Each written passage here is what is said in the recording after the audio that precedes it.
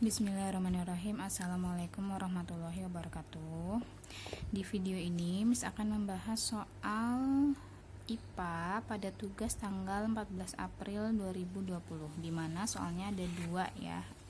Ada dua soal. Yang pertama, jari-jari sebuah cermin cekung adalah 6 cm. Di depan cermin terdapat benda setinggi 2 cm pada jarak 8 cm dari cermin. Tentukan letak, perbesaran, tinggi, dan sifat bayangannya. Oke, baik. Sebelum kita membahas soal, kalian harus tahu rumus yang ada pada cermin cekung ya. Di sini Miss sudah membuatkan gambaran rumusnya, rangkumannya juga ya. Nah, yang perlu kalian ketahui itu ada beberapa rumus. Yang pertama, hubungan antara jarak fokus, jarak benda, dan jarak bayangan. Kita menggunakan rumus yang ini. 1/F sama dengan 1/S ditambah 1/S aksen, di mana S adalah jarak benda, S aksen jarak bayangan, dan F itu jarak fokus. Kemudian ada juga rumus perbesaran, yaitu M sama dengan S aksen per S. Dan ada tanda mutlak di sini. Artinya, jika salah satu ada yang nilainya negatif, maka tetap dihitung positif ya nilai mutlaknya gitu. S aksen tadi apa? Jarak bayangan. S itu apa? Jarak benda. Dan mencari perbesaran juga bisa menggunakan rumus H aksen per H, di mana H aksen adalah tinggi bayangan, sedangkan H adalah tinggi benda. Kemudian juga ada aturan pada cermin cekung ya, aturan ruang pada cermin cekung, dimana kalau kita gambarkan cermin cekung kan seperti ini ya, yang asirannya ada di belakang. Nah, letak ruang pada cermin cekung yaitu di antara titik fokus dan titik pusat alat optik ini ada ruang 1, sedangkan di antara titik fokus dan jari-jari itu ada ruang 2, kemudian belakangnya ruang 3, dan ini ruang 4. Ruang 4 ini berada di belakang cermin. Nilainya jika ada bayangan atau benda yang berada di ruang 4 itu nilainya negatif ya, ataupun fokusnya juga negatif apabila ada di ruang 4. Itu nilainya negatif. Nah, kalian juga harus tahu bahwa jari-jari itu sama dengan 2 kali titik fokus. Jadi jarak jari-jari itu 2 kali titik fokus, sedangkan titik fokus sama dengan setengah jari-jari ya. Nah, aturan pada ruang pada cermin cekung itu yang pertama, ruang benda ditambah ruang bayangan itu harus sama dengan 5. Misalnya ada benda berada di ruang 2. Ada benda berada di ruang 2 ya. Misal ada benda berada di ruang 2, berarti bayangannya berada di ruang 3 ya, karena jumlahnya harus 5. Berarti bayangannya di sini. Sedangkan misal ada benda berada di ruang 1, berarti bayangannya berada di ruang 4 di sini ya. Jadi jumlahnya harus 5. Kemudian yang kedua, menentukan sifat nyata atau maya. Benda, bayangan dikatakan bersifat nyata apabila dia berada di depan cermin. Nah, nilai S aksen, dan F-nya itu positif ya. Itu apabila sifatnya nyata. Kemudian apabila sifatnya maya, bayangan atau bendanya itu berada di belakang cermin dengan nilai S aksen, dan F-nya itu negatif ya. Kemudian aturan yang ketiga, menentukan tegak atau terbalik. Bayangan atau benda dikatakan tegak jika ruang benda atau bayangannya berada di ruang 1 atau di ruang 4. Jadi kalau misalnya ada benda di ruang 1, maka bayangannya yang akan terbentuk sifatnya tegak ya, tegak sama seperti bendanya, tegak berada di ruang 1 atau di ruang 4. Nah, apabila kebalikannya yaitu terbalik, benda atau bayangan dikatakan terbalik jika ruang benda atau bayangan terletak di ruang 2 atau di ruang 3. Jadi misalnya ada benda berada di ruang 2, Ruang 2 berarti bayangannya di ruang 3, maka benda itu posisinya terbalik ya, terbalik dari bendanya. Seperti ini ya, itu dikatakan sifatnya terbalik. Nah, ini rumus yang harus kalian pahami karena akan digunakan pada soal-soal perhitungan yang berkaitan dengan cermin cekung. Nah, kembali ke soal ya, pembahasan soal nomor 1. Yang harus kita tulis yang pertama kali, selalu sampaikan ya, kalau ada soal hitung-hitungan, kalian harus menggunakan menulis diketahui, ditanya dan jawab agar mempermudah kalian ya, jadi nggak perlu melihat soal lagi. Kita tulis diketahui, yang diketahui apa aja pada soalnya. Yang pertama yaitu jari-jari cermin cekung. Jari-jari itu simbolnya R. R sama dengan 6 cm. Kemudian di depan cermin terdapat benda setinggi 2 cm. Tinggi benda berarti H. H sama dengan 2 cm. Pada jarak 8 cm. Jarak apa ini? Jarak benda. Jarak benda apa simbolnya? S. S sama dengan 8 cm. Nah, yang ditanya apa di situ? Yang pertama yang ditanya letak. Letak berarti kita menanyakan jarak ya, jarak bayangannya. S aksennya berapa? Kemudian perbesarannya. Perbesaran itu simbolnya M-nya berapa? Kemudian tinggi bayangan ya, tinggi bayangan H aksennya berapa? Dan sifatnya, sifat bayangannya gimana? Oke. Nah, kemudian tulis jawab ya. Tadi kan yang diketahui pertama kali jari-jari cerminnya R sama dengan 6 cm. Dari sini kita tahu bahwa kalau jari-jari itu kan R sama dengan 2F ya. Berarti F-nya berapa? Berarti setengahnya R. F-nya 3 cm. Oke. Kita mau mencari sifat bayangan dulu. S aksennya. Berarti pakai rumus yang 1 per F sama dengan 1 per S ditambah 1 per S aksen. 1 per F-nya sudah diketahui. F-nya 3. 1 per 3 sama dengan S-nya, jarak bendanya 8 cm. 1 per 8. Ditambah 1 per S aksen, inilah yang ditanyakan. Nah, kemudian 1 per 8 pindah ruas ya ke sini. 1 S aksennya tetap di kanan. Berarti kan nulisnya gini ya, 1 per 3 minus karena pindah ruas. 1 per 8 sama dengan 1 per S aksen. Gini ya. Ini bisa ditulis seperti ini ya, boleh ya. 1 per S aksen sama dengan 1 per 3 minus 1 per 8. Sama aja ya. Nah, dari 1 per S aksen sama dengan 1 per 3 minus 1 per 8, ini disamakan penyebutnya antara 3 dan 8. Berapa? 24 ya. 24 dibagi 3 8. 24 dibagi 8 3. 1 per S aksen sama dengan 8 kurangi 3 5 per 24. S aksen sama dengan 24 per 5. S aksen sama dengan 24 bagi 5 berapa? 4,8 cm. Jangan lupa satuannya harus ditulis ya. Kemarin ada yang nulis satuannya belum lengkap, tapi nggak apa-apa, masih Miss betulkan ya. Nah, ini yang pertama ketemu S aksennya. Pertanyaan pertama ketemu ya, S aksennya 4,8. Kemudian yang kedua yang ditanya adalah M. M atau perbesaran ya.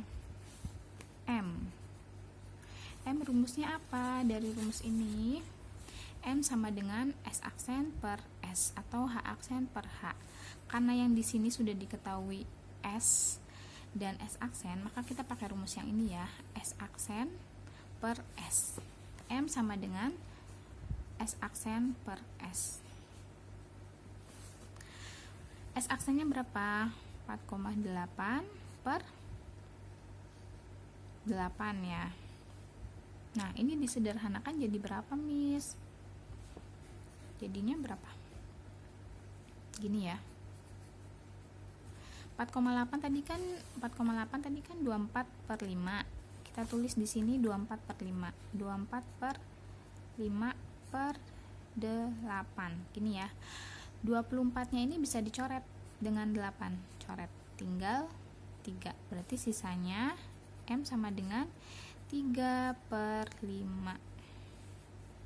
M sama dengan 0,6 kali, karena perbesaran berarti belakangnya kali ya, berarti perbesarannya sebesar 0,6, artinya karena kurang dari 1 berarti sifatnya ini diperkecil ya, itu M. Kemudian yang kedua ditanyakan H aksen. Berapa, Miss, H aksennya? Kita cari dari rumus M sama dengan H aksen per H.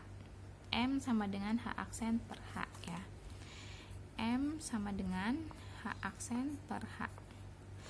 Tadi kan M-nya sudah diketahui, kemudian H-nya, tinggi bendanya juga sudah diketahui 2 cm. Berarti tinggal kita masukkan ya. M-nya berapa? 0,6. H aksennya yang dicari, sedangkan H-nya, tinggi bendanya 2 cm. Berarti H aksennya sama dengan ini ke sini, jadi dikali ya, 0,6 dikali 2 sama dengan H aksennya 1,2 cm ya. Sudah ketemu. Nah, yang ditanyakan selanjutnya yaitu sifat bayangan. Tadi yang pertama sudah diketahui sifat bayangannya, yaitu diperkecil. Sini Miss tulis sini ya, sifat bayangan. Yang pertama diperkecil. Nah, letaknya di mana? Diketahui dari S aksennya, letak bayangannya yaitu 4,8 cm. Di sini hasilnya positif. Masih ingat ya, kalau hasilnya positif berarti bayangan itu terletak di depan cermin. Artinya dia bersifat nyata. Nah, kemudian yang satu lagi, sifat satu lagi yaitu kita lihat dari letak bendanya atau letak bayangannya juga boleh, karena di sini fokusnya 3, kemudian letak bendanya 2. Artinya kan kalau digambar ya, digambar menggunakan sketsa seperti ini, di sini F, di sini R. F-nya. Oke, tadi yang selanjutnya itu mencari sifat bayangan yang selanjutnya ya, apakah tegak atau terbalik. Kita pakai sketsa yang cermin cekung seperti ini, karena titik fokusnya itu 3 cm, kemudian bendanya 8 cm, berarti berada di ruang berapa? Kalau 8 cm, jari-jarinya berarti berapa jari-jarinya? 6 cm ya. Berarti bendanya ada di ruang ketiga. Di sini ada benda. Karena bendanya di ruang ketiga, berarti terbalik ya. Benda di ruang 2 atau 3, berarti sifatnya terbalik.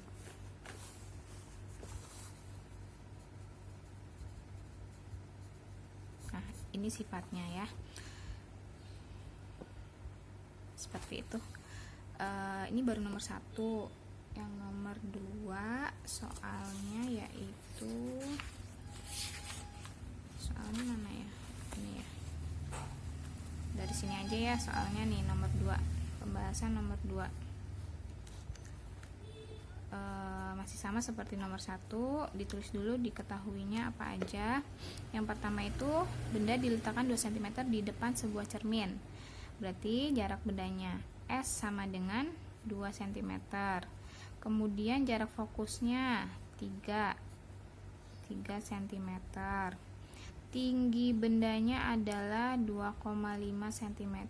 Tinggi benda H sama dengan 2,5 cm. Yang ditanya, yang pertama letak, tinggi, perbesaran, dan sifat bayangan. Letak bayangannya S aksennya berapa, kemudian tingginya bayangannya berapa, kemudian perbesarannya berapa, dan sifatnya bagaimana, sifat bayangannya ya. Nah, yang pertama kita harus mencari letak bayangannya pakai rumus 1/F. 1/F sama dengan 1/S ditambah 1/S aksen. Fokusnya berapa? Fokusnya 3 ya, 1/3 sama dengan S nya berapa? 2, 1/2. S aksennya yang ditanyakan. Berarti 1/S aksen sama dengan, ini pindah ke sini jadi 1/3 minus 1/2. 1/S aksen sama dengan, disamakan penyebutnya, 6, 2, min 3. Berarti 1/S aksen sama dengan minus 1/6. S aksennya sama dengan minus 6 cm. Ini udah ketemu ya yang pertama, S aksennya minus 6 cm. Arti minus berarti di sini bayangannya bisa tahu ya sifatnya, yaitu maya karena negatif ya.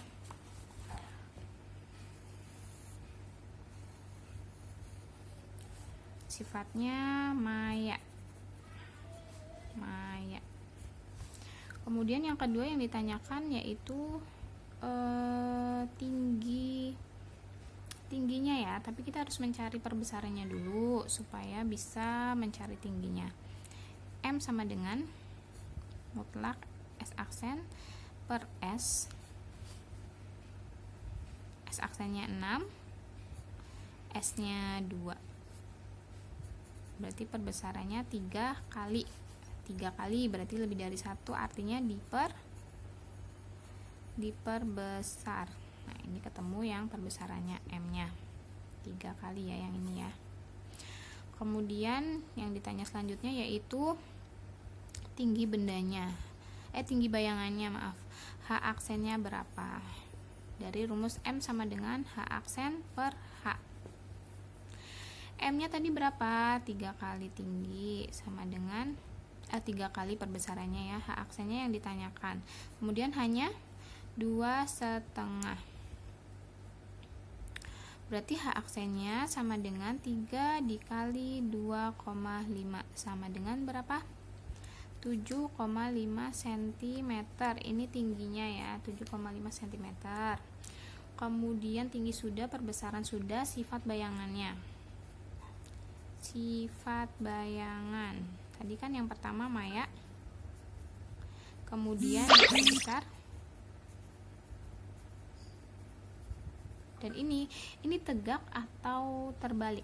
Nah, kita kembali lagi ke rumus yang tadi. Kalau bendanya ini berada di ruang berapa? Ya, kita gambarkan dulu ya sketsanya. Sini ada cermin, cekung. Fokusnya ini jari-jari. Fokusnya berapa? 3 cm.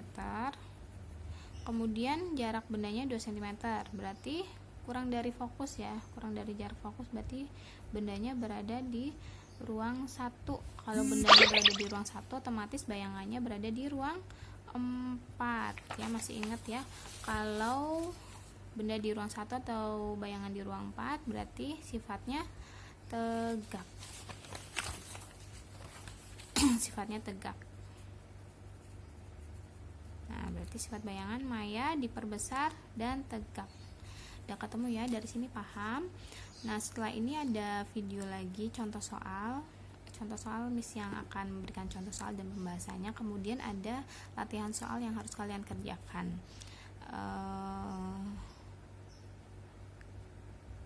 Sekian pembahasan soal tugas minggu lalu ya. Semoga kalian paham, semoga kalian bisa. Sekian dari Miss. Wassalamualaikum warahmatullahi wabarakatuh.